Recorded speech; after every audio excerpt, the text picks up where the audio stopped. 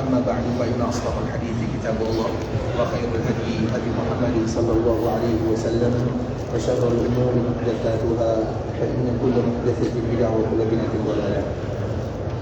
Ikhwatul Islam, saudara kaum muslimin, para tetamu Allah rahimani wa rahimakumullah.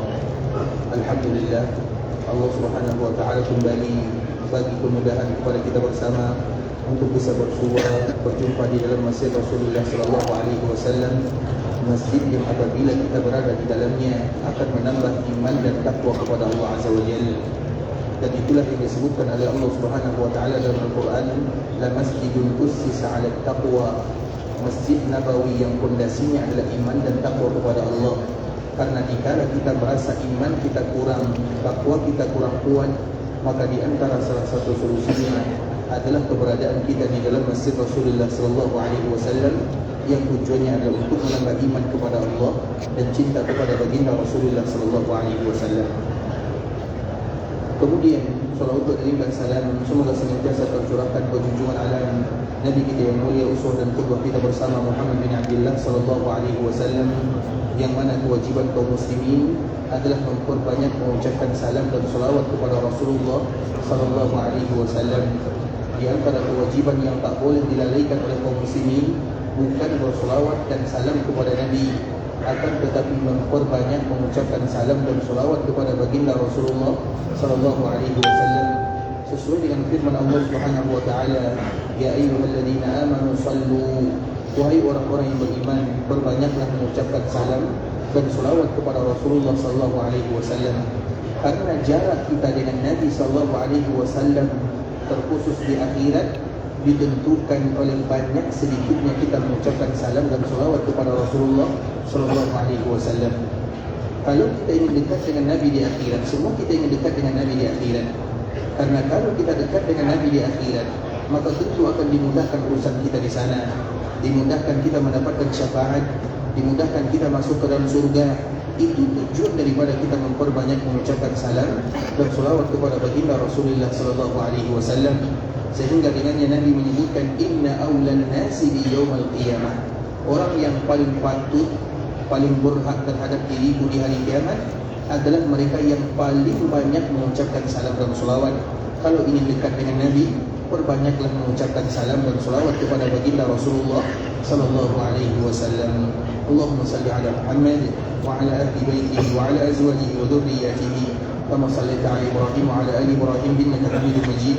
Allahumma barik ala Muhammad wa ala ahli baitihi wa ala azwajihi wa dhurriyyatihi kama barakta ala Ibrahim wa ala ali Ibrahim innaka Hamidum Majid. Ikhwatul Islam, saudara kaum muslimin, para tetamu Allah rahimani wa rahimakumullah. Alhamdulillah, pada kesempatan kali ini kita akan kembali sambung pembahasan kita sebelumnya, masih berkaitan dengan keutamaan kota Madinah, dan di antara salah satunya hadiah terindah dari Allah untuk penduduk Madinah atau mereka yang berada di kota Madinah adalah Ar-Raudhah Asy-Syarifah, taman di antara taman-taman surga yang disebutkan keutamaannya oleh baginda Rasulullah sallallahu alaihi wasallam.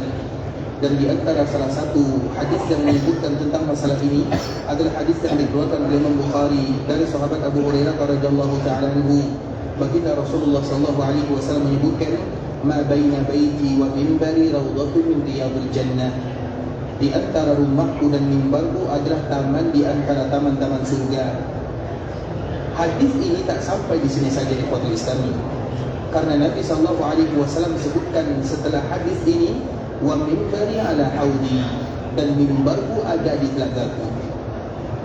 Nabi sallallahu alaihi wasallam menyebutkan, di antara rumahku dan mimbarku adalah taman di antara taman-taman surga, dan mimbarku, mimbar yang tadi menjadi batasan di antara raudhah, itu ada di telaga Nabi sallallahu alaihi wasallam. Artinya cerita raudhah itu bukan hanya cerita tentang masalah dunia sahaja. Cerita raudhah adalah cerita tentang masalah dunia dan akhirat. Sehingga di antara salah satu makna raudhah yang kemarin kita sebutkan, bahwa ibadah apapun yang dimudahkan oleh Allah kita lakukan di dalamnya bisa antarkan kita ke dalam surga Allah Subhanahu wa taala. Karena Nabi sallallahu alaihi wasallam menyebutkan, di antara rumahku dan mimbarku adalah taman di antara taman-taman surga. Mimbarku yang kemarin kita menyebutkan ikhwatul Islam, mimbar itu bukan bagian daripada raudhah. Karena Nabi sebutkan di antara rumah dan mimbar. Maknanya rumah dan mimbar tak masuk. Mimbar ini tak masuk bagian daripada taman-taman surga, tapi ia akan selalu bersama Nabi sampai di akhirat. Dan kita semua tahu mimbar Nabi SAW itu sudah tak ada ikhwatul Islam. Karena dulu Masjid Nabawi sering terjadi kebakaran. Dan kebakaran yang pertama menyebabkan mimbar Nabi SAW habis. Mimbar saja sudah terbakar, tapi nanti di akhirat akan dibangkitkan oleh Allah Subhanahu wa taala, mengawankan baginda Rasulullah sallallahu alaihi wasallam. Artinya kalau mimbar saja bisa menjadi bagian daripada pintu surga, menemani baginda Rasulullah sallallahu alaihi wasallam, bagaimana dengan mereka yang ada di taman di antara taman-taman surga? Makanya di antara makna yang pertama, mimbar atau raudhah disebut dengan raudhah, taman di antara taman-taman surga. Karena ibadah apapun yang Allah mudahkan, makanya tak ada kekhususan ibadah jika kita berada di raudhah. Apapun ibadah yang Allah mudahkan, lakukanlah. Karena apapun ibadah yang kita lakukan bisa antarkan kita ke dalam surga yang sesungguhnya. Itu makna yang pertama. Makna yang kedua, kenapa raudhah disebut dengan raudhah? Karena sesiapapun yang apabila Allah bagi kemudahan bisa beribadah di raudhah, maka ia akan merasakan ketenangan dan kenyamanan, seolah-olah puas rasanya hati berada di Madinah. Tapi kalau sekiranya belum diberikan rezeki, dikala sampai di Madinah tak sampai masuk ke dalam raudhah, kira-kira bagaimana perasaan kita? Ada sesuatu yang kurang. Padahal datang ke raudhah, salat di raudhah, beribadah di raudhah, apa hukumnya? Wajib atau rukun? Boleh-boleh. Artinya kalau Allah bagi kemudahan, alhamdulillah. Kalau tak dimudahkan, maka datang lagi. Artinya ikhwatul Islam, datang ke raudhah itu bukan kewajiban. Datang ke raudhah itu bukan kewajiban. Karena kalau kita katakan itu sebuah kewajiban, sesiapapun yang tak datang maka mereka berdosa. Akan tetapi itu merupakan bonus dari Allah Azza wa Jalla. Sehingga sesiapapun yang datang ke kota Madinah, mesti mereka ingin beribadah di raudhah untuk mendapatkan ketenangan dan kenyamanan jiwa. Kemudian yang ketiga, mengapa raudhah disebut dengan raudhah? Raudhah itu adalah hadiah terindah dari Allah untuk penduduk Madinah dan sesiapapun yang datang ke kota Madinah. Dan itu betul-betul berasal dari surga yang sesungguhnya. Kalau sekiranya Allah bagi kemudahan untuk penduduk Mekah dengan Hajar Abyad, maka Allah bagi kemudahan kemuliaan untuk penduduk Madinah dengan raudhah, taman di antara taman-taman surga. Di Mekah ada Hajar Abyad, di Madinah ada Raudhah Asy-Syarifah. Di Mekah itu ikhwatul Islam ada satu benda yang betul-betul berasal dari surga, disebut dengan Hajar Abyad. Hajar Abyad itu artinya adalah batu yang berwarna putih. Karena hajar dan batu ini dulu ketika turun dari surga lebih putih daripada salju, maka disebut dengan Hajar Abyad. Dan bentuknya besar sangat ikhwatul Islam. Kemudian pada akhirnya ia berubah warnanya menjadi hitam. Dan yang menyebabkan Hajar Aswad pada akhirnya disebut dengan Hajar Aswad berwarna hitam yang dulunya berwarna putih adalah kesalahan dan dosa anak Adam. Dan dosa yang paling berat di sisi Allah Subhanahu wa taala adalah kesyirikan. Kesyirikan itu bukan berarti tak beribadah kepada Allah. Orang-orang yang melakukan kesyirikan, orang-orang musyrikun adalah orang-orang yang beribadah kepada Allah dan juga beribadah kepada selain Allah. Itu disebut dengan kemusyrikan, kesyirikan. Orang yang berbuat syirik itu ikhwatul Islam, makanya orang-orang jahiliyah mereka disebut dengan musyrikun. Apakah orang-orang jahiliyah mereka tak beribadah kepada Allah? Mereka beribadah kepada Allah. Mereka haji, mereka puasa, mereka nazar, mereka juga mengucapkan labbaik Allahumma labbaik. Mereka beribadah, tapi ibadah mereka tak diterima oleh Allah. Karena ketika mereka beribadah kepada Allah, mereka juga beribadah kepada selain Allah Azza wa Jalla. Maka itulah disebut dengan musyrikun. Musyrikun itu maknanya adalah orang yang beribadah kepada Allah dan juga beribadah kepada selain Allah Subhanahu wa taala. Maka itu disebut dengan musyrikun. Nah, kesyirikan itu adalah dosa yang paling berat di sisi Allah Subhanahu wa taala. Kesyirikan besar kita semua tahu, tapi banyak di antara kaum muslimin yang tak tahu kesyirikan kecil. Dan kesyirikan kecil itu ikhwatul Islam Di antara salah satu yang disebutkan oleh baginda Rasulullah SAW adalah riya dan sum'ah. Riya dan sum'ah disebutkan dalam hadis Nabi SAW dengan 3 makna. Riya dan sum'ah disebut dengan syirik kecil. Riya dan sum'ah disebut dengan syirik tersembunyi. Riya dan sum'ah disebut dengan syirkul dhamair, yaitu syirik yang ada dalam hati. Itu adalah nama daripada kalimat syirik ar-riya. Karena ikhwatul Islam, kesyirikan menyembah selain Allah semua kaum muslimin tahu.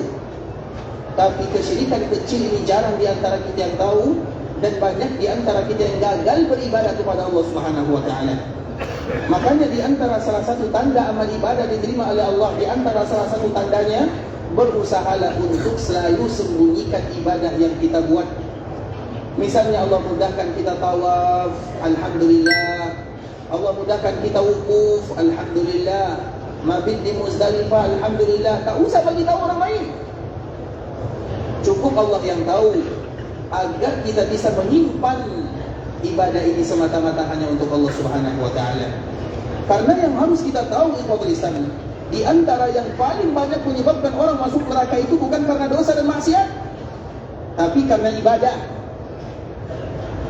Makanya Allah Subhanahu wa taala sebutkan contoh sahaja sedikit. Kita sebutkan dalam Al-Quran di dalam ayat yang semua kaum muslimin hafal. A'udzubillahi minasyaitonir rajim. Bismillahirrahmanirrahim. Hal ataka hadithul ghashiyah. Apa artinya? Telah datang kepadamu cerita tentang ghashiyah, tentang hari kiamat. Kemudian apa sambungannya? Wujuhu yawma idzin khashi'ah. Kalian akan bertemu bersua, akan nampak wajah-wajah yang khusyuk. Wujuh yauma idzin khashi'ah. Khashi'ah itu maknanya khusyuk. Apa sambungannya? Amilatun nasibah. Amilah itu maknanya beribadah. Nasibah maknanya bukan hanya sekedar beribadah, tapi betul-betul berjuang sulit dalam beribadah. Amilatun nasibah. Tapi kita akan terkejut menengok ayat berikutnya. Apa ayat berikutnya? Tasla naran hamiyah. Apa makna tasla? Masuk naran, neraka hamiyah, yang panas. Macam mana boleh masuk neraka yang panas? Orang yang khusyuk beribadah kepada Allah, yang lelah, letih beribadah kepada Allah. Tapi itulah makna ayat ini. Hal ataka hadithul ghashiyah, wujuhun yawma idzin khashiyah, amiyatun nasibah.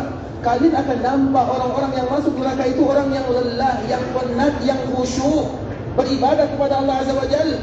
Kenapa macam boleh seperti ini Qaul Islam? Kenapa mereka masuk dalam neraka Allah Azza wa Jalla padahal mereka khusyuk beribadah? Tentu kita bertanya, ayat yang semua kaum muslimin hafal.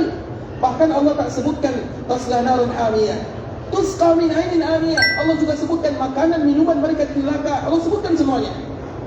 Laisa lahum ta'amun illa min dhari'. Dan mereka ini adalah orang beribadah.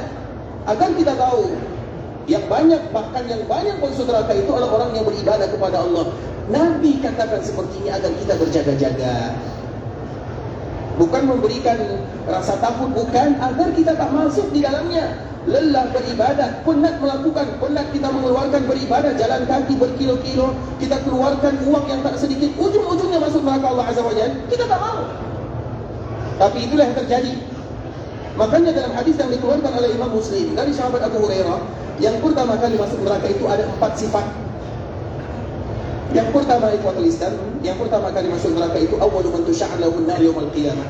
Orang yang pertama kali masuk neraka di akhirat adalah orang yang mati syahid. Dia berjuang sampai ia wafat. Kemudian dikala ia wafat dipanggil oleh Allah Subhanahu wa taala. Ketika dipanggil oleh Allah, wahai fulan, apa yang kamu buat di dunia? Maka orang ini mengatakan, aku berjihad di jalanmu ya Allah. Apa kata Allah? Kadzabta, kamu dusta, kamu bohong. Kamu berjihad supaya nanti kamu dipanggil kuat, gagah berani, pahlawan. Itu yang kamu nak. Kamu berjuang untuk Allah dan juga untuk manusia. Kamu ingin dapat panggilan, panggilan pahlawan, panggilan gagah, panggilan berani. Dan itu kita kiaskan kepada ibadah yang kita buat. Betapa banyak orang yang ingin melaksanakan ibadah mulia ini, menyempurnakan rukun Islam yang kelima, yang dia nak itu hanya supaya nanti dipanggil Pak Haji, Pak Umrah. Itu kita kiaskan, ikhwatul Islam, kita kiaskan. Kemudian yang kedua, yang masuk neraka itu yang pertama kali dipanaskan neraka untuknya adalah orang yang bersedekah. Ketika dia meninggal, dipanggil oleh Allah Subhanahu wa taala, "Wahai fulan, apa yang kamu buat di dunia?" Maka orang ini mengatakan, "Aku bersedekah ya Allah." Maka Allah tahu apa tujuan dia bersedekah. Apa kata Allah? "Kadzabta." Kamu dusta, kamu bohong. Kamu bersedekah karena takut dipanggil bakhil. Kamu bersedekah karena supaya dipanggil dermawan. Itu yang kamu nak untuk bersedekah. Waqad itu sudah kamu dapatkan. Banyak orang bersedekah. Kenapa bersedekah? Nanti kalau tak bersedekah dipanggil bakhil, dipanggil kikir. Bersedekah supaya terkenal dia itu orang yang dermawan. Allah tahu. Kemudian apa kata Allah Subhanahu wa taala? Maka ia dicampakkan ke dalam api neraka padahal dia bersedekah. Kemudian yang ketiga, di dalam hadis ini, orang yang baca Quran, lelah, letih baca Quran, ia meninggal. Kemudian di ikhwatul Islam, Allah katakan kepada dirinya, "Apa yang kamu buat dulu?" Maka orang ini mengatakan, "Saya baca Quran ya Allah." Apa kata Allah? "Bukan, kamu dusta, kamu tipu. Kamu baca Quran supaya kamu dipanggil qari, supaya dibilang suaramu bagus, tarannum yang indah. Itu yang kamu nak dan itu sudah kamu dapatkan." Kemudian siapa lagi yang baca yang pertama kali masuk neraka ikhwatul Islam? Yang keempat adalah alim, yaitu seorang alim. Kalau bahasa kitanya ustaz, kiai, ulama. Kemudian dia meninggal. Kemudian dipanggil oleh Allah, "Apa yang kamu lakukan?" Maka alim ini mengatakan, "Aku mengajarkan agama Engkau ya Allah." Maka di saat itulah Allah mengatakan, "Kamu dusta. Kamu mengajarkan agama Allah supaya dipanggil alim, kiai, ustaz, muballigh. Itu yang kamu nak dan itu sudah kamu dapatkan."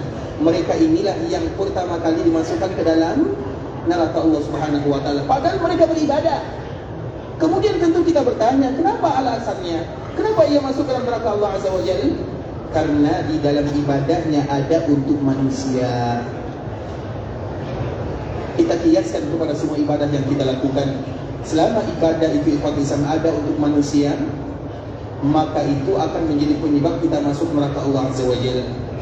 Nah, supaya kita tidak bisa melakukan yang demikian atau terjauh dari sifat demikian, maka usahakanlah untuk menyembunyikan amal ibadah.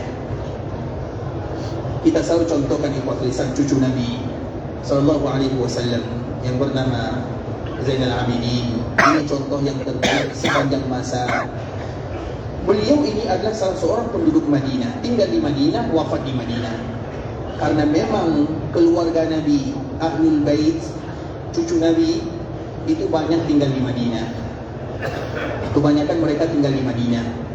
Bahkan kalau ada di antara kaum muslimin yang tahu ada Masjid Bani Salimah. Tahu Masjid Bani Salimah? Masjid Bani Salimah itu kalau bahasa kitanya Masjid Qiblatain. Masjid Qiblatain. Dia bukan Masjid Qiblatain namanya. Masjid Qiblatain yang sesungguhnya itu adalah Masjid Nabawi ini. Masjid Qiblatain yang sesungguhnya itu adalah Masjid Quba. Dan semua masjid yang ada di zaman Nabi sebelum kiblat berpindah disebut dengan Qiblatain. Sedangkan masjid sekarang itu disebut dengan Masjid Bani Salimah, terlepas daripada nama. Jadi dari Masjid Qiblatain, Masjid Bani Salimah. Kemudian kita ada tahu Masjid Khandaq, perang Khandaq.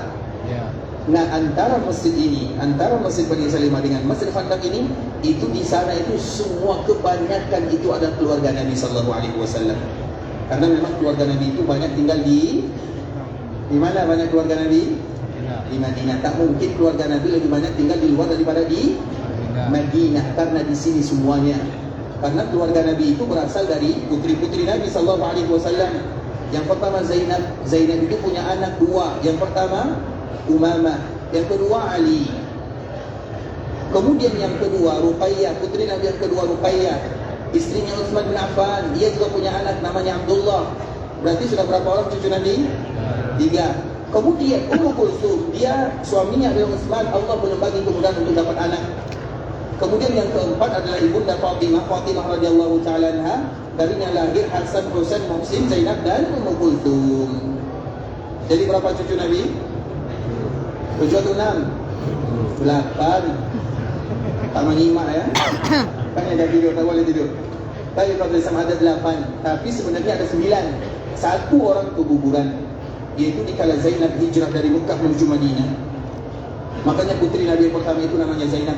Nabi sebutkan Zainab itu adalah orang yang paling bersabar karena aku.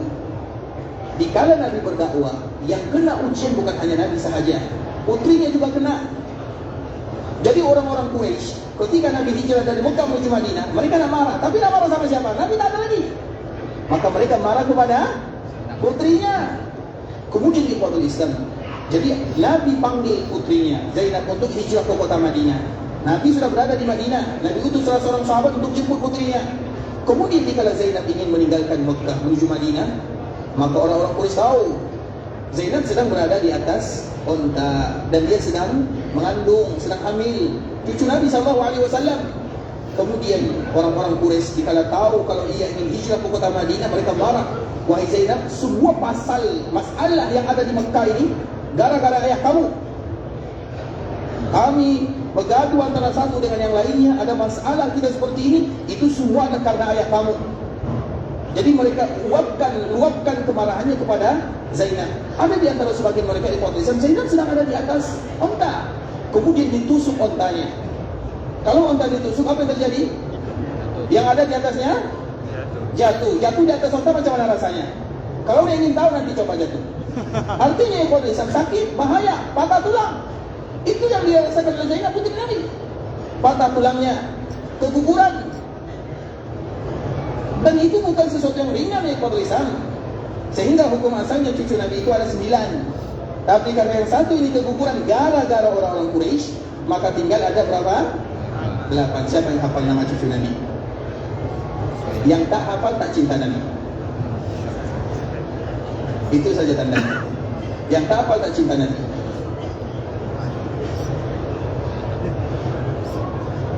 Biasanya kita sayang anak atau sayang cucu? Cucu Nabi itu Nabi yang jaga, Nabi yang gendong, Nabi yang bawa, Nabi yang jaga. Dan Nabi sangat sayang kepada mereka semua. Dan sesiapapun yang sayang kepada Nabi, mereka mesti sayang kepada sesiapapun yang Nabi sayang. Dan salah satunya adalah cucunya. Nah, siapa nama cucu Nabi yang sudah hafal? Yang tak hafal, tak cinta Nabi, pasti tak cinta Nabi.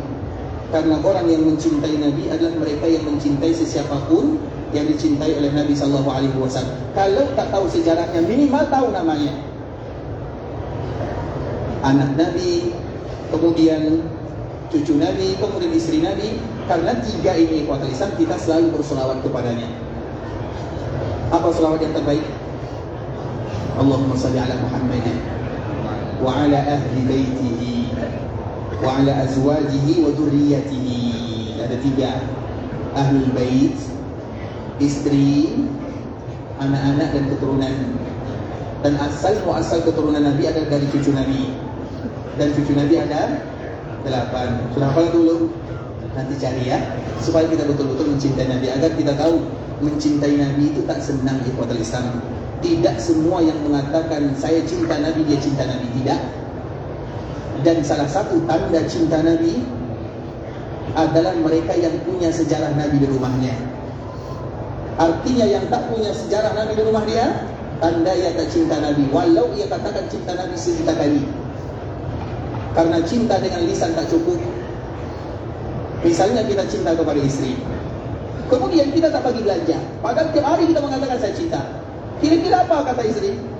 Apapun yang kamu katakan cinta tak bagi belanja. Paham? Cinta itu perlu bukti. Cinta Nabi, membaca sejarah Nabi, itu buktinya. Cinta Nabi, berselawat kepada Nabi. Cinta Nabi, belajar agama Nabi. Cinta Nabi, ikut ajaran Nabi. Itu semua tanda cinta Nabi SAW. Maka buktikanlah, kalau kita betul-betul cinta Nabi, buktikanlah minimal ada buku sejarah Nabi dalam rumah, supaya nanti kita selalu baca. Dan salah satunya adalah orang-orang yang dicintai oleh baginda Rasulullah SAW, dan diantaranya ada cucunya. Lepas daripada itu semua Ikhwatul Islam, cucu Nabi SAW banyak di Madinah. Kenapa kita sampai cinta Nabi tadi ceritanya? Kenapa sampai cerita tentang cucu Nabi? Dibelatain. Apa? Dibelatain dengan Sebelum kiblatin apa pembahasannya tadi? Baik, tentang cucu Nabi Zainal Abidin. Siapa yang jawab tadi Zainal Abidin? Masya Allah, Allah mubarak ya, Allah mubarak. Masya Allah, Barakallahu fiik. Baik, Bapak Islam, Zainal Abidin, cucu Nabi Sallallahu Alaihi Wasallam. Kita selalu ulang, cucu Nabi banyak di kota Madinah. Zainal Abidin ini, Bapak Islam, dia bagi contoh teladan terindah kepada kita bersama. Apa contohnya?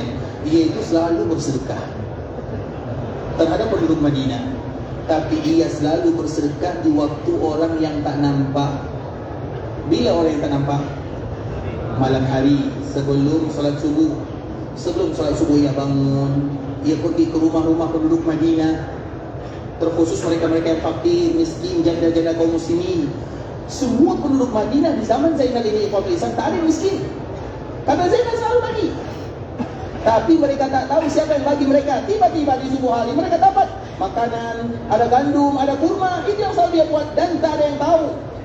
Bila penduduk Madinah tahu kalau yang bersedekah itu adalah Zainal cucu Nabi Sallallahu Alaihi Wasallam, mereka baru tahu dikala Zainal ini meninggal. Ketika Zainal meninggal di kota Islam, maka nampak di punggung dia dikala dimandikan ada warna hitam. Ternyata dialah yang angkat sedekah, karena gandum kurma itu berat di kota Islam. Kalau untuk 10 rumah saja, macam mana kita ngangkut setiap hari? Tentu itu adalah sesuatu yang berat. Maka orang menengok, kenapa ini ada hitam? Ternyata itu karena dia selalu angkat makanan-makanan yang dibagikan. Kemudian setelah dia meninggal, sedekah yang biasa diterima oleh penduduk Madinah tidak mereka dapatkan lagi. Maka dari situlah mereka tahu kalau yang selama ini bersedekah adalah cucu Nabi. Karena dikala kita hidup dipuji, kita sulit untuk menerima atau sulit untuk menahan diri. Makanya para ulama sebutkan al-madhu adzabuhu. Orang yang memuji kalian seolah sedang sedih kalian. Semakin banyak pujian, semakin hilang pahala. Sedangkan kalau dipuji setelah meninggal, maka tak ada masalah, karena dia pahalanya sudah diterima oleh Allah Subhanahu wa taala. Itulah contoh yang terbaik yang dilakukan oleh cucu baginda Rasulullah sallallahu alaihi wasallam. Sehingga dengannya baginda Rasulullah sallallahu alaihi wasallam berpesan, "Man istata'a minkum an yakuna lahu khabi'an min 'amalin salih falyaf'al." Sesiapa di antara kalian yang sanggup melakukan amal saleh secara sembunyi-sembunyi, maka lakukanlah. Salah satunya ibadah ini, Ikhwatul Islam. Makanya Umar bin Khattab radhiyallahu taala disebutkan yang haji banyak, yang umrah tak sedikit, tapi yang betul-betul haji yang mabrur dan umrah yang mabrurah itu hanya sedikit sekali. Karena sedikit di antara mereka yang berani sembunyikan hajinya dari orang lain. Siapa di antara kita yang haji dia tak upload foto dia di Arafah? Dia datang di Masjidil Haram, alhamdulillah guys, sekarang kami nak tawaf. Ada yang menangis depan kamera, menangis, pura-pura menangis. Dia menangis untuk manusia atau untuk Allah Azza wa Jalla? Tipu namanya. Sambil tawaf, berdoa, menangis, kemudian kameranya 5. Kita berdoa untuk siapa? Menangis karena siapa? Karena Allah atau karena manusia? Manusia kita tipu, Allah kita tipu. Dua kita tipu. Banyak orang yang bersedekah di tanah haram, sedekah 3 kilo, harganya 30 rial, kameranya 10. Sedang bagi-bagi kurma di Masjid Nabawi. Untuk siapa kita berbuat? Makanya ikhwatul Islam, ria itu dia tak ada definisinya. Nabi SAW hanya bagi contoh. Bagi contoh apa kata Nabi SAW? Nabi SAW sebutkan contohnya ada orang yang salat. Kemudian dikala dia salat, tiba-tiba dia rasa ada kawan dia masuk. Dia rasa ada kawan dia datang, maka dia memperlama salatnya. Biasa dalam salat yang dia baca Qul huwallah, tapi karena kawan datang baca Al-Baqarah. Banyak di antara kita seperti itu, Islam. Contoh yang lain, banyak di antara kita buka handphone di dalam masjid. Biasa dia buka Instagram, Facebook, YouTube. Kemudian dia nampak ada kawan datang, dia bukanya Al-Quran. Itu contoh, kiaskan kepada semua ibadah. Itu yang kita buat. Macam mana ibadah kita dan diterima oleh Allah Azza wa Jalla? Makanya ria dan sum'ah itu bukan perkara yang senang dilawan. Baginda Rasulullah SAW pernah ajarkan salah satu doa ikhwatul Islam. Apa doa yang diajarkan oleh Nabi SAW? Ya muqallibal qulub, tsabbit qalbi ala dinik. Semua kita hafal doa ini. Kemudian sahabat Anas, ya Rasulullah, apakah engkau takut kepada kami? Kami ini berbuat karena Allah. Apa kata Nabi SAW? Hati kita itu lemah. Sumiyal qalbu qalban litaqallubi. Hati kita itu disebut dengan hati, qalbun, karena dia selalu berbolak-balik. Detik ini kita beribadah kepada Allah, detik yang kedua kita beribadah untuk manusia. Itu disebut dengan hati. Bahkan kalau kita nampak ada air yang dipanaskan, jadi air kalau dipanaskan apa yang terjadi? Mendidih. Mendidih itu berputar. Hati kita lebih cepat berputarnya daripada air yang mendidih. Hati kita ini lemah. Musuh kita itu tahu kalau hati kita ini lemah. Makanya syaitan dikala dikeluarkan dari surga, ia berjanji kepada Allah Subhanahu wa taala, illa ibadaka minhumul mukhlasin. Ya Allah, aku akan keluarkan mereka semuanya kecuali mereka-mereka yang ikhlas. Al-mukhlasin. Oleh karena itu ikhwatul Islam, maka di antara salah satu yang harus kita usahakan adalah bagaimana kita jauh dari kesyirikan. Kesyirikan besar kita tahu, tapi banyak di antara kita yang tak tahu kesyirikan kecil, riya dan sum'ah. Apa itu riya ikhwatul Islam? Perhatikan baik-baik. Riya adalah orang yang melakukan amal ibadah karena ingin dilihat dan didengar oleh manusia. Semua kita tahu di sini. Riya adalah orang yang meninggalkan ibadah karena takut, juga karena manusia. Melakukan ibadah karena manusia, meninggalkan ibadah juga karena, itulah riya. Kita semua tahu kalau melakukan ibadah karena manusia itu riya. Tapi banyak yang mengatakan, kenapa tak salat, kenapa tak bersedekah, saya takut dipuji. Itu juga disebut dengan riya.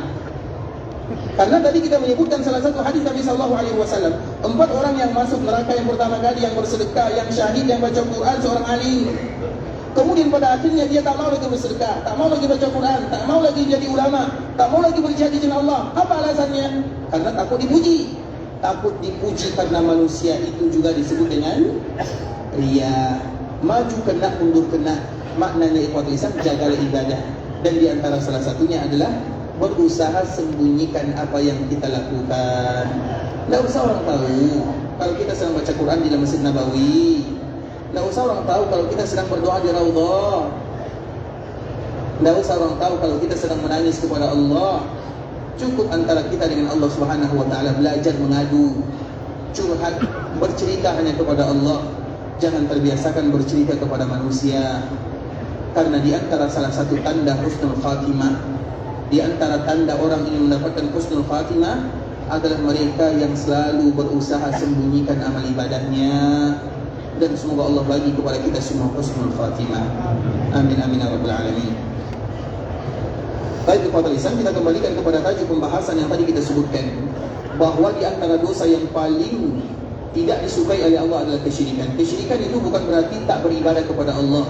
Beribadah kepada Allah, tapi juga beribadah kepada manusia. Sehingga ketika banyak awal mula kesyirikan itu ikhwatul Islam adalah di zaman Nabi Nuh alaihi salam. Antara Nabi Adam dengan Nabi Nuh 10 abad, kurang lebih 1000 tahun. Tak ada kesyirikan antara Nabi Nuh dengan Nabi Adam, antara Nabi Adam dengan Nabi Nuh. Kemudian di awal zaman Nabi Nuh, makanya di sana kita baca dalam surat Nuh, wa qalu la tadharunna alihatakum wa la tadharunna waddan wa la suwa'an wa la ya'usa wa ya'uqa wa nasra. Ada 5 orang. Karena awal mula kesyirikan itu Islam mengagungkan orang lebih daripada kadarnya. 5 orang ini adalah orang yang rajin beribadah. Kalau bahasa kitanya wali dan orang soleh. Kemudian 5 orang ini beribadah, kaumnya rasanya kurang semangat beribadah. Dulu dikala 5 orang ini ada, kita semangat beribadah. Mereka bagi motivasi, mereka bagi semangat. Sekarang 5 orang ini sudah meninggal, macam mana kita nak beribadah? Pada akhirnya mereka buat gambar dulu. Itu awal mula. Gambar. Makanya ikhwatul Islam, ini mohon maaf ya kalau ada yang tersinggung, tapi mohon maaf. Baginda Rasulullah SAW pernah berjanji dengan malaikat Jibril. Jibril itu al-amin dari langit. Baginda Nabi SAW al-amin dari bumi. Sama-sama disebut dengan al-amin. Maknanya tak pernah ingkar janji. Sehingga di Masjid Nabawi ini ada namanya pintu Jibril. Di mana lokasinya? Cari sendiri. Kenapa disebut dengan pintu Jibril? Karena disitulah tempat biasanya Nabi bersua dengan malaikat Jibril. Bertemu antara Al-Amin di langit dan Al-Amin di bumi, dan tak pernah ingkar janji. Suatu ketika ada perjanjian antara malaikat Jibril dengan Nabi sallallahu alaihi wasallam. Kemudian tiba-tiba Jibril tak datang. Maka Nabi terkejut, kenapa Jibril tak datang? Biasanya tak pernah terlambat, karena Al-Amin. Kemudian di saat itulah ikhwatul Islam, Nabi sallallahu alaihi wasallam masuk ke bilik Ibunda Aisyah radhiyallahu taala anha. Di sana ada dua riwayat. Yang pertama Nabi masuk, Nabi jumpa ada anak anjing. Anak anjing ini dari mana? Ternyata cucu Nabi main-main. Dia nampak anak anjing, dia kejar. Macam mana anak yang lain? Dia kira mungkin itu adalah anak kucing, atau yang lain dikejar oleh Hasan atau Husain. Kemudian anak anjing ini bersembunyi di dalam rumah bilik Ibunda Aisyah radhiyallahu taala anha. Karena anak anjing inilah Jibril tak mau bersua dengan Nabi sallallahu alaihi wasallam.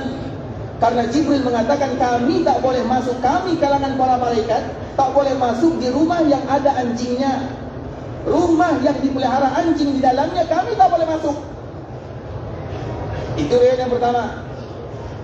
Riwayat yang kedua ikhwatul Islam, ternyata Ibunda Aisyah sebagai seorang istri ingin buat senang hati suaminya, maka dia membuat sulaman, menyulam. Tak tahu kan sulam? Gambar. Gambar yang dibuat itu adalah sulam gambar burung di bantal yang akan Nabi tidur di atasnya. Kemudian Nabi SAW tanya Ibunda Aisyah, wahai Aisyah, apa yang kamu buat? Maka Aisyah mengatakan, aku ingin melakukan sesuatu yang terindah untukmu ya Rasulullah. Maka Nabi SAW sebutkan, malaikat tak masuk kalau ada gambar di rumah. Maka di saat itulah pada akhirnya Ibunda Aisyah minta ampun kepada Allah. Kemudian akhirnya dirobek sulaman tersebut. Kemudian baru Jibril masuk bersua dengan baginda Rasulullah sallallahu alaihi wasallam. Makanya keluarlah salah satu hadis Nabi sallallahu alaihi wasallam, malaikat Jibril dan semua malaikat tak masuk ke dalam rumah yang ada anjing di dalamnya, yang ada gambar dan yang ada lonceng. Malaikat tak masuk kecuali malaikat maut. Itu masuk di mana-mana. Artinya ya Islam, kalau malaikat tak masuk, siapa yang masuk ke rumah? Bukan. Jin. Siapa lagi yang masuk ke rumah? Karena jin dan malaikat itu tak pernah bersama. Kalau jin banyak di rumah, berarti malaikat tak ada di rumah. Kalau malaikat banyak di rumah, berarti jin tak akan bisa mendekati rumah. Kita semua ingin rumah kita bahagia, rumah tangga bahagia. Kita dengan istri, kita dengan anak, kita ingin menjadi anak kita anak yang saleh, yang salehah, istri kita yang salehah, kita menjadi suami yang saleh. Maka kesalahan tersebut ingat pada Islam penting di dalam rumah tangga. Salah satunya tiga ini. Kami mohon maaf ya kalau ada yang tersinggung, tapi ini hadis Nabi sallallahu alaihi wasallam. Anjing, gambar dan lonceng. Kemudian ikhwan Islam, malaikat Jibril tak jadi bersua dengan Nabi sallallahu alaihi wasallam. Karena di rumah Nabi ada anjing dan di rumah Nabi sallallahu alaihi wasallam ada gambar yang tadi dibuat oleh Ibunda Aisyah. Makanya ikhwan Islam dikecualikan oleh para ulama, ada pengecualiannya, kecuali untuk kanak-kanak yang perempuan. Biasanya anak-anak perempuan apa mainannya? Kalau anak lelaki, robot, mobil-mobilan lain. Makanya sebagian para ulama bezakan antara anak lelaki dan anak perempuan. Artinya kalau ada gambar atau patung di rumah untuk anak-anak perempuan maka tidak ada masalah. Tapi ingat anak-anak perempuan, bukan ibu anak-anak perempuan. Artinya yang kecil itu dikecualikan. Terlepas daripada itu semua. Kemudian di zaman Nabi Nuh ini, waktu itu mereka buat gambar dulu. Kenapa dibuat gambar? Nanti supaya kita nampak gambar mereka itu kita semangat beribadah. Itu generasi awal. Kemudian generasi ini meninggal. Kemudian apa generasi berikutnya? Generasi kedua, generasi orang ini. Mereka tak kenal dengan 5 orang ini. Yang mereka tahu gambarnya saja. Gambar orang ini tak cukup, kita buat patung. Maka dibuatlah patung. Kemudian datang lagi generasi berikutnya. Ini patung ini taklah dibuat oleh orang-orang terdahulu kecuali ada karomahnya. Maka di saat itulah fanusiyal ilmu fa'ubidat. Ilmu sudah mulai dilupakan. Patung-patung ini kembali disembah. Dan itulah kesyirikan pertama kali terjadi di bumi. Dan kita harus tahu, patung yang disembah di Makkah Al-Mukarramah, itulah patung yang dulu disembah di zaman Nabi Nuh alaihi salam. Syaitan bawa patung tersebut sampai ke Makkah Al-Mukarramah. Macam mana caranya? Caranya ikhwan Islam, ada salah seorang penduduk Makkah namanya Luhai, Amr bin Luhai. Amr bin Luhai ini adalah orang terpandang, orang yang suka dermawan, bagi-bagi. Orang Arab itu kalau bagi-bagi lain di tulisan. Ada Amr bin Luhai, ada Ibnu Jad'an. Di antara yang mereka bagi-bagi, sesiapapun yang datang berhaji, maka mereka bagi satu ekor unta. Jadi sedekahnya bukan main-main, sehingga dia menjadi orang yang terpandang. Kemudian di tulisan Amr bin Luhai, ketika dia pergi ke Syam, ada yang menyebutkan ke Syam, ada yang menyebutkan ke Jeddah, maka di saat itulah syaitan yang sembunyikan, jin yang sembunyikan patung-patung yang ada di zaman Nabi Nuh, Wad, Suwa', Ya'uz, Ya'uq, Nasra, wa qalu la tadarunna alihatakum wa la tadarunna waddan wa la suwa'an wa Ya'uz wa Ya'uz wa Nasra. Ada 5 patung ini kuat pada akhirnya sampai di Mekkah Al-Mukarramah, sehingga kita tak boleh main-main dengan patung. Makanya di antara doa Nabi Ibrahim, wajnubni wa baniya an na'budal asnam. Itu doa Nabi Ibrahim dikala di Mekkah Al-Mukarramah. Kemarin waktu kita berada di Mekkah ucapkan doanya atau tidak? Jadi ada beberapa doa Nabi Ibrahim yang mesti kita ucapkan dikala kita berada di Ka'bah. Karena doa yang terbaik, ada doa yang kita lakukan, yang kita panjatkan dikala kita berada di sekeliling Ka'bah. Itu rumah Allah. Dan doa yang terbaik itu adalah doa yang dipanjatkan oleh Nabi Ibrahim. Dan salah satu doa Nabi Ibrahim, wajnubni wa baniya an na'budal asnam. Itu adalah doa Nabi Ibrahim. Terlepas daripada cerita ini, kita kembalikan kepada tajuk pembahasan. Itulah yang menyebabkan kenapa Hajar Aswad berubah warna. Jadi Hajar Aswad itu dulu warnanya putih besar, putih besar. Kemudian karena kesyirikan yang dilakukan di permukaan bumi, maka ia berubah menjadi warna hitam. Kemudian dia masih besar. Kemudian kurang lebih 300 abad setelah Nabi meninggal, maka ada orang yang mencuri Hajar Aswad, dipukul, dihancurkan, sehingga Hajar Aswad itu tinggal sedikit yang kita tengok. Makanya Hajar Aswad itu sedikit saja yang kita lihat. Sebenarnya Hajar Aswad itu besar. Dia turun dari langit karena dia berasal dari langit dan akan kembali ke langit. Dia berasal dari surga dan akan kembali ke surga. Makanya Nabi SAW sebutkan nanti Hajar Abyad ini akan kembali ke surga dalam bentuk warna aslinya, yaitu warna putih. Kemudian nanti dikala ia berada di dalam surga, ia akan diberikan mata dan telinga oleh Allah. Apa guna ia diberikan mata dan telinga? Ia akan bersaksi kepada Allah sesiapapun yang mencium dan yang menyentuhnya. Makanya kita nampak kaum muslimin dikala mereka berada di Mekah, mereka berebut nak cium Hajar Aswad supaya nanti menjadi saksi di hadapan Allah bahwa kita pernah beribadah di tanah Mekah. Kalau ia yang bersaksi, maka tentu itu adalah tanda Allah akan bagi kemudahan masuk ke dalam surga. Paham sampai di sini Pak Rizam? Makanya dikala kita berada di Hajar Aswad, dianjurkan 3. Yang pertama menciumnya, tapi ingat jangan balik kepada kaum muslimin. Kalau harus kita pukul-pukul orang lain baru dapat cium Hajar Aswad, maka jangan kita buat. Kan banyak kan nak cium Hajar Aswad, pukul dulu orang, siku kanan, siku kiri. Jangan. Karena Nabi berpesan kepada Umar bin Khattab radhiyallahu ta'ala anhu, ya Umar la tuzahilin nas. Umar itu orangnya kuat, tinggi. Dan Nabi mengatakan kepada Umar dikala berada di Mekah, jangan kamu tuzahil. Tuzahil itu jangan berebut, karena ia orang kuat. Takut nanti orang lain kena dengan kekuatannya. Maknanya kalau kita harus sakiti orang lain, maka jangan cium. Karena yang pertama cium, kalau tak boleh cium, maka kita mencium sesuatu yang memegang Hajar Aswad. Macam kita nak sampai Hajar Aswad, tapi tak boleh karena banyak orang, kekuatan kita tak kuat, badan kita kecil, kemudian tangan kita mengenai Hajar Aswad.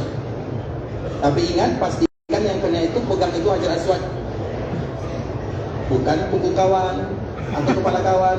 Artinya pastikan yang kita pegang itu adalah Hajar Aswad. Maknanya kalau kita pegang Hajar Aswad, maka kita cium sesuatu yang menyentuh Hajar Aswad. Tangan misalnya, tangan kanan kita pegang Hajar Aswad, ciumlah tangan kanan. Tangan kiri kita pegang Hajar Aswad, maka ciumlah. Atau misalnya baju kita pegang Hajar Aswad, maka ciumlah baju. Baginda Nabi SAW pernah mencium tongkatnya ketika Nabi tawaf di Ka'bah di atas ontanya, sehingga Nabi tak boleh cium Hajar Aswad, tapi tongkat Nabi yang sentuh Hajar Aswad, kemudian Nabi mencium tongkatnya Al-Hijjah. Kemudian yang ketiga adalah memberikan isyarat. Itu yang kita lakukan dikala kita berada di Hajar Aswad. Artinya kalau tak boleh yang pertama, sila yang kedua. Kalau tak boleh yang kedua, sila yang ketiga. Kemudian ikhwatul Islam, Hajar Aswad itu kembali dari bumi, dari langit, dari surga, dan ia akan kembali ke surga. Itu hadiah dari Allah untuk penduduk Mekah dan mereka-mereka yang datang ke Mekah. Begitu juga untuk penduduk Madinah. Maka di antara salah satu definisi Raudhah yang tadi kita sebutkan, ia berasal dari langit, dari surga, dan ia akan kembali ke surga. Maknanya sesiapapun yang dimudahkan oleh Allah menginjakkan kakinya di Raudhah, berarti ia telah menginjak bagian daripada taman-taman surga. Harapannya supaya ia betul-betul nanti bisa menginjak taman surga yang sesungguhnya. 4 inilah makna daripada Raudhah. Jadi Raudhah itu maknanya ada 4. Yang pertama, ibadah yang kita lakukan bisa antarkan kita ke dalam surga yang sesungguhnya. Ibadah apa sahaja. Yang kedua, kita akan tenang nyaman jika kita bisa beribadah di Raudhah. Yang ketiga, Raudhah itu turun dari surga, dari taman-taman surga. Yang keempat, Allah akan angkat taman surga menjadi bagian daripada taman surga yang sesungguhnya. Maka di antara salah satu yang diinginkan oleh kaum muslimin yang ada di kota Madinah adalah mereka yang datang ke kota Madinah dan bisa beribadah ke Raudhah, karena seolah-olah Raudhah adalah bagian taman surga yang sesungguhnya, yang akan bersaksi di hadapan Allah bahwa kita pernah berdiri di atasnya. Makanya ikhwatul Islam, itu adalah di antara salah satu keutamaan Raudhah. Dan cerita Raudhah adalah cerita tentang akhirat, cerita tentang surga. Karena memang di antara keinginan kaum muslimin beribadah kepada Allah adalah surga. Makanya baginda Rasulullah SAW sebutkan, sesiapapun di antara kaum muslimin dalam satu hari dia meminta surga kepada Allah 3 kali, ya Allah, aku ingin masuk surga, Allahumma inni as'alukal jannah, 3 kali, maka surga akan berbicara, ya Allah, masukkan dia ke dalam diriku. Kalau ada kaum muslimin yang berlindung dari api neraka 3 kali dalam satu hari, Allahumma inni a'udzubika minan nar, ya Allah, aku berlindung dari neraka, maka neraka akan mengatakan, ya Allah, jauhkan dia dari diriku. Karena mereka yang paling beruntung, sukses adalah mereka yang selamat dari api neraka dan masuk ke dalam surga. Dan di antara salah satu cara langkah kita masuk ke dalam surga adalah bagaimana Allah mudahkan kita beribadah di taman di antara taman-taman surga. Baik, sekarang kita kembalikan kepada hadis Nabi sallallahu alaihi wasallam. Nabi sallallahu alaihi wasallam menyebutkan, ma baina baiti, di antara rumahku. Nah, sekarang kita bahas satu-satu. Rumah Nabi, mimbar Nabi, karena semua ada cerita. Nabi sallallahu alaihi wasallam sebutkan di antara rumahku. Kita ingat di kota Islam, awal Nabi datang ke kota Madinah, perhatikan baik-baik. Awal Nabi datang ke kota Madinah, maka kiblat itu masih menuju Baitul Maqdis. Maknanya Nabi SAW masih menghadapkan wajahnya ke sana, bukan ke sana, Baitul Maqdis. Berapa lamanya? Kurang lebih 16 bulan atau 17 bulan. Maknanya Nabi sholat di sini. Makanya tadi kita sebutkan semua masjid yang ada di zaman Nabi, semuanya disebut dengan masjid Qiblatain.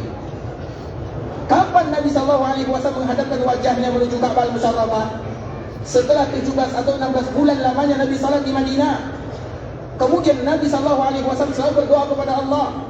Kemudian setelah 16 bulan baru Allah kabulkan doa Nabi. Makanya Allah ceritakan dalam Al-Quran, qad nara taqalluba wajhika fis sama' falanuwalliyannaka qiblatan tardaha. Kami selalu nampak kamu berbolak-balik berdoa meminta setiap hari. Nabi angkat tangannya, ya Allah, palingkan kiblat kami menuju Ka'bah Al-Musharrafah. Makanya Ka'bah itu di antara salah satu namanya adalah kiblat. Ka'bah itu adalah tempat yang paling banyak namanya. Ka'bah disebut dengan Ka'bah, disebut dengan Makkah, disebut dengan Makkah, disebut dengan kiblat, disebut dengan Al-Asimah, disebut dengan Al-Balad, disebut dengan Al-Amin, disebut dengan Al-Qaryah, disebut dengan Ummul Qura, disebut dengan Nadir, disebut dengan Nadir, disebut dengan Qadis, disebut dengan Al-Bait, disebut dengan Al-Atiq, disebut dengan Wadi, disebut dengan Tuhama. Siapa yang hafal? Itu adalah nama-nama Ka'bah Al-Musharrafah. Salah satu namanya adalah kiblat, karena memang kiblat mulai dari zaman Nabi Adam sampai zaman Nabi Muhammad SAW adalah Ka'bah. Zaman Nabi Adam, hanya saja di zaman Nabi Allah perintahkan Nabi menghadapkan kiblat itu ke arah Baitul Maqdis untuk menguji kaum muslimin Karena kita beribadah itu ikhwatul Islam bukan karena selera, tapi karena aturan Allah Subhanahu wa taala. Maka kita selalu sebutkan, dikala kemarin kita melaksanakan ibadah haji, kita berada di Mekah. Kemudian di samping Mekah ada Mina. Jadi susunannya Mekah, Mina, Muzdalifah, Arafah. Jadi Arafah paling ujung. Ingat ikhwatul Islam, kemarin waktu kita beribadah kita berada di Mekah, Mina, Muzdalifah, Arafah. Makkah, Mina dan Muzdalifah itu semuanya ada tanah haram. Sedangkan Muzdalifah itu tanah halal. Sedangkan Arafah itu tanah halal. Arafah yang kita wukuf di dalamnya, yang kalau ada kaum muslimin yang tak wukuf maka hajinya tak sah, ketahui itu bukan tanah haram, itu tanah halal. Yang tanah haram itu hanya 3 sahaja, Muzdalifah, Mina dan Makkah. Dulu orang-orang Quraisy ketika mereka melaksanakan ibadah haji, mereka juga haji. Mereka juga berada di Mekah, mereka juga tawaf, mereka juga talbiyah, mereka juga berada di Mina, mereka juga berada di Muzdalifah. Tapi mereka tak mau pergi ke Arafah. Kenapa mereka tak nak pergi ke Arafah? Karena mereka mengatakan Arafah kan tanah halal. Tak mungkin tanah halal lebih mulia daripada tanah haram. Betul atau salah? Betul atau salah? Kalau betul macam orang jahiliyah lah kita tuh. Kan itu ungkapan orang jahiliyah. Orang jahiliyah mengatakan ikhwan Islam, tak mungkin kita meninggalkan 3 tempat ini, Makkah, Mina, Muzdalifah, kita pergi ke Arafah, tak mungkin. Kenapa? Karena Arafah itu tanah halal, dan tanah halal tidak akan lebih mulia daripada tanah haram. Betul atau salah? Salah. Di mana salahnya? Tanah halal tidak akan lebih mulia daripada tanah haram. Betul kan? Kalau betul, ungkapan kita macam. Nah, jadi mana yang betul ini? Betul atau salah? Baik, ikhwatul Islam. Makanya kenapa Nabi mengatakan haji itu adalah Arafah? Untuk bantah orang-orang jahiliyah. Haji itu bukan pasal tanah haram, tanah halal. Tapi haji itu adalah ubudiyah. Allah yang suruh kita berada di sana, kita buat selesai. Mau tanah halal, mau tanah haram, yang penting kita beribadah kepada Allah. Dan di antara salah satu kaidah yang harus kita ingat, Allah tak pernah perintahkan kita bertanya. Kenapa Allah perintahkan kita beribadah? Karena biasanya orang yang banyak bertanya, banyak melakukan atau sedikit melakukan? Sedikit melakukan. Dalam agama disebutkan oleh Allah Azza wa Jalla, la yus'alu amma yaf'al wa hum yus'alun. Allah itu tidak ditanya apa yang Allah perintahkan, apa yang Allah lakukan. Makanya tak boleh kita mengatakan, ya Allah, kenapa solat subuh 2 rakaat, maghrib 3, kenapa asar tidak 2, kenapa zuhur harus 4, kenapa tak 5? Bukan itu yang ditanya. Yang ditanya itu kamu solat subuh atau tidak, kamu solat zuhur atau tidak, kamu asar atau tidak, kamu maghrib atau tidak, kamu isya atau tidak. Itu yang ditanya.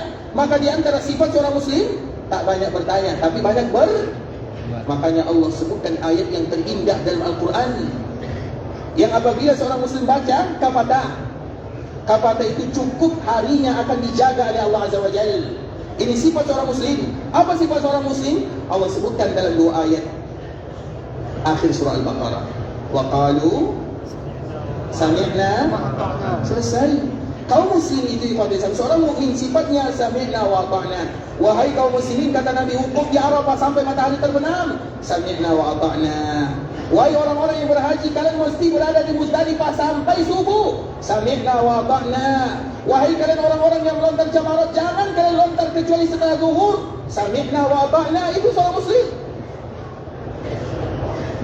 Paham sampai di sini? Banyak yang kena ya?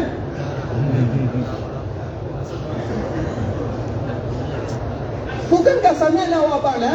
Kenapa sami'na wa ata'na? Karena sebelum ayat ini amanah Rasul, ada ayat sebelumnya. Apa ayat sebelumnya? Lillahi ma fis samawati wa ma fil ardh wa in tubdu ma fi anfusikum aw tukhfu. Ayat ini adalah ayat yang paling berat bagi kaum muslimin. Kenapa ayat ini berat, ikhwatul Islam? Allah mengatakan dalam ayat ini, apapun yang kalian lakukan secara zahir, apapun yang kalian lakukan dalam hati, semuanya akan dihisab oleh Allah Azza wa Jalla. Kira-kira ayat ini ringan atau berat? Maknanya seolah-olah Allah mengatakan dalam ayat ini, sesuatu yang terlintas dalam hati kalian, hati ini lebih kepada kebaikan atau keburukan? Nafsu kita lebih banyak berbuat baik atau berbuat jahat? Berbuat jahat. Lebih banyak tu. Belum lagi berbuat tapi nak ingin berbuat atau terlintas kejahatan. Kalau itu sudah berlaku, maka Allah akan hisab semuanya. Kalau Allah lakukan yang demikian, maka tak ada di antara kita yang masuk surga. Kemudian para sahabat di kala ayat ini turun, mereka datang mengadu kepada Nabi SAW, ya Rasulullah, ada ayat yang berat. Apa kata Nabi SAW? Ayat yang mana? Mereka baca ayat ini.